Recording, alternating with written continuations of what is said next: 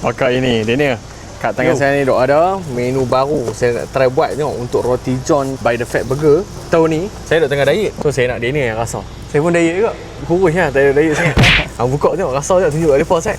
Nak tanya netizen juga, depa approve tak approve. So cuba try buka tengok. Kita buka ah. Tengok over dari sana. Tu dia. Oh dia Meleleh. Kau bagi 1-2 gigitan tengok. Aku bukan tak mau rasa, tadi aku dah makan dah. Sur tu aku nak bagi dia ni rasa. Ambil ayam sikit. Ya, ayam apa tu? Ayam Korea.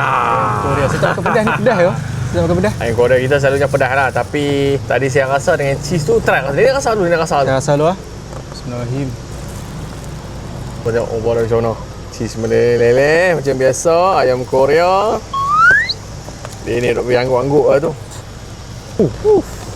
Ngam tak ngam? Ngam. Dia tak rasa pedas. Okey. Even spicy Korean kan. Betul. Spicy Korean sauce kita pakai. Tapi bila dia campur dengan cheese, dengan mayo semua, dia potong sikit rasa pedas tu. Betul. So saya tak makan pedas, tapi bila makan ni, dia memang Dia kena. kena lah. Memang kena. Betul. Betul. Apa yang dia ni explain ni memang betul-betul apa yang aku rasa tadi. Dia pedas. Ayam Korea tu pedas. Tapi bila campur dengan cheese sauce di bahagian atas tu, cheese melted tu, and then dengan mayonis di bahagian bawah, dia very well balanced lah. Seriously. Tu dia. Big Boss kita nak rasa agak. Nampak terlihat lah ni. Terlihat kan?